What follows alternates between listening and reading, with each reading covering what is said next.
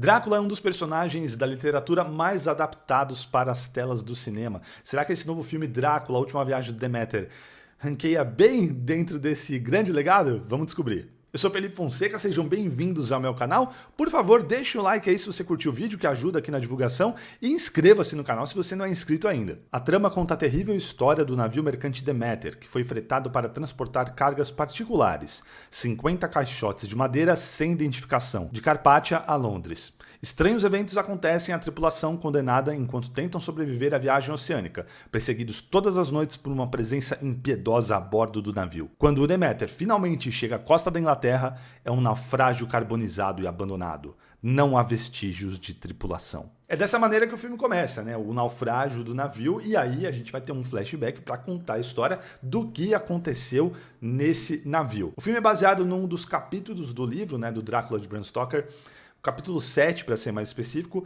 e a parte do diário do capitão do navio, do Deméter. Porque é um grande mistério, mas é curioso que é um pedaço curto, é um trecho curtinho do livro, e que eles transformam num longa-metragem. Como a ideia é interessante e tem esse legado, no começo do filme ele te fisga, você fica intrigado. Eu gosto muito do personagem, gosto de toda a mitologia do Drácula e dos vampiros.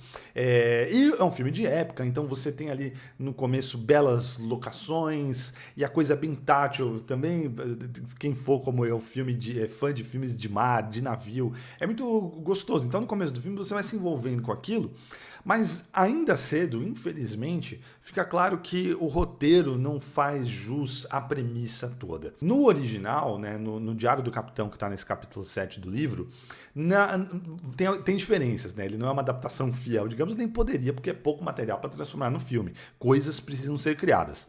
Mas uma coisa importante é que não tem, digamos, sangue, não tem violência. O mistério é que pessoas vão sumindo do barco, são poucas pessoas. No livro são 5 e aqui no filme a gente tem 2 ou 3 personagens a mais, incluindo o principal, que é o Clemens. No livro fica esse mistério e é um pouco mais compreensível a gente entender a paranoia do que vai acontecendo ali com os tripulantes e o fato deles não conseguirem enfrentar ou descobrir o que está acontecendo, porque é mais um mistério, digamos. No filme, obviamente, também é um mistério. Pessoas começam a morrer. Quem está matando? Mas a questão é justamente essa. A violência é vista, o sangue é visto. As pessoas são mortas e os outros tripulantes veem ou os mortos ou os traços, né? O sangue deixado. E isso faz com que eles imaginem que, pô, peraí, tem alguma coisa, tem violência aqui, tem algum bicho, tem alguma criatura, tem algum ser ou outro tripulante que está matando os outros, né? Isso gera um problema, porque o que funciona no livro, né, e por ser um pedacinho curto, é apenas uma passagem, um detalhe do livro. De novo, a ideia de fazer um filme sobre isso eu acho bem interessante. Mas o que funciona no livro, o que passa no livro, num filme já não funciona ou passa, a gente deixa passar batido tanto. Então as ações no filme, desde muito cedo, dos personagens, são muito estranhas, porque, para começo de conversa, são poucas pessoas num navio, e eles insistem, o que já foi em filmes de terror tirado sarro muitas vezes, o Pânico desconstruiu isso, essa coisa dos personagens se separarem. Mas caramba, eles estão poucos ali, num barco. Por que eles não ficam juntos, né? A mania, a insistência de ficar se separando num espaço confinado, né? Enfim, não é muito... Você começa a ficar assim... Caramba, essa seria a melhor decisão para esses personagens, que esses personagens tomariam? Segundo, é um espaço limitado, não é tão difícil assim você fazer uma busca, digamos, por um navio desse. Ainda mais quando tem umas caixas muito suspeitas que eles estão transportando, uma delas com um puta lacre, assim, que tá na cara que aquele negócio é um negócio bem importante.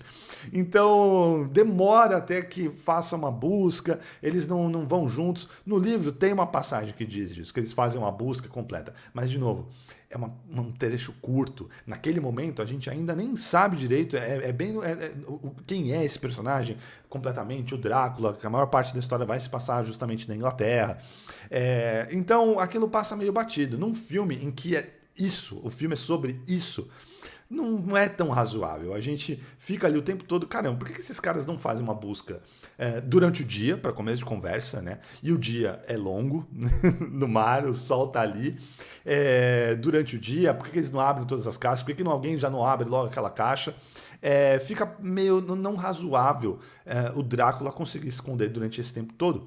No filme, no livro pode ter funcionado, e depois tem algumas diferenças, eles tratam como eles citam um cachorro grande, mas um cachorro, e isso tem até em adaptações para o cinema. Do próprio Coppola, né, no filme do Coppola, tem essa questão, né, do Drácula se transformando num animal, num cachorro, no caso, e aqui no filme eles não tomam essa rota, o que faz com que a gente fique meio... Outra questão é que as mortes são muito repetitivas. O filme, apesar de ser uma história curta e poucos personagens e uma locação só praticamente, as mortes são repetitivas, então a gente sempre tem o mesmo ritual. Cai a noite, algum personagem vai começar a ouvir coisas e vai sofrer um ataque. E isso se repete uma vez, 2 vezes, 3 vezes. É meio monótono. No começo do filme, quando eles estão fazendo o setup, e aí a gente é levado para algumas cenas bem legais, assim, que cria uma expectativa, né? Então, de uma maneira eficiente, eles apresentam o barco pra gente, porque tem o novo personagem, né? O personagem original do filme, o Clemens, ele entra no navio, e aí o menininho lá, que tá junto com a tripulação, o Toby, vai mostrar para ele o barco. Então tem uma justificativa para alguém apresentar o barco dentro da história, e aí de quebra apresenta o barco pra gente. Então isso é bacana, isso é inteligente para a gente conhecer a estrutura física daquele local, para quando a história começar a gente já sabe do que se trata. E durante essa apresentação tem alguns planos que remetem, obviamente, todo o clima, né, a sinopse desse filme mesmo, remete ao Alien, né, o original, o primeiro. Eu vi uma entrevista de um produtor falando esse filme, ficou em desenvolvimento muitos anos, desde lá do começo dos anos 2000, esse filme tá no papel para sair e se tornar um filme, né? Quase 20 anos aí de desenvolvimento. E uma das entrevistas que eu vi com um dos produtores falou, né, que o que chamou a atenção dele, ele ficou muito empolgado que ele queria fazer esse filme, de imaginar um filme do Alien, né, mas com o Drácula, né, uma situação parecida, né, essa criatura que está matando a tripulação um a um dentro de um barco, de uma nau, né, parecido com o que acontece no Alien. Mas, diferente do Alien, os personagens aqui não são tão interessantes. Eles não têm uma grande dimensão, eles não são muito complexos, a gente não consegue criar tantos laços com eles são caricaturas e caricaturas fracas, porque às vezes caricaturas fortes, né? Quando você tem um conjunto como esse e não tem tempo de se aprofundar na história de cada um, mas dá características mais notáveis para cada um deles. Isso não acontece com a tripulação. E os que tem alguma coisa a mais, né? Como o personagem principal, o Clemens, o capitão, que é interpretado pelo Liam Cunningham, que é um ator carismático e muito bom. A criancinha, que o fato de ser uma criança, caramba, né? Uma criança aqui em risco, em perigo. Mas é pouca coisa. O restante dos tripulantes, né, são apenas leves traços de personalidade que não são o bastante para a gente se importar com eles, se divertir, dar risada, se importar mais, como acontece no primeiro Alien. Sobre as mortes que eu falei no Alien, no original, isso também não é como acontece aqui, uma repetição monótona, digamos, de como as coisas acontecem. Cada coisa é diferente, sim, pessoas vão morrendo uma a uma, mas cada morte é bem particular. A gente vai sempre descobrindo algo novo, algo que a criatura, né, lá, o Alien, tem de arma a mais, digamos, de capacidades a mais. Aqui é sempre a mesma coisa. Até a metade do filme, mais ou menos, eu estava curtindo, ainda há possibilidade, né? A gente não sabe o que vai vir, vai que o filme surpreende a gente. Mas com o passar dos minutos e vendo que caramba, acho que o que tinha de melhor, que é a ideia, a premissa, a apresentação do barco, esses novos personagens, foi e ficou para trás. E aí a gente só fica numa inércia assim, do que foi estabelecido de legal no começo. E não vou dar spoiler nenhum, tá?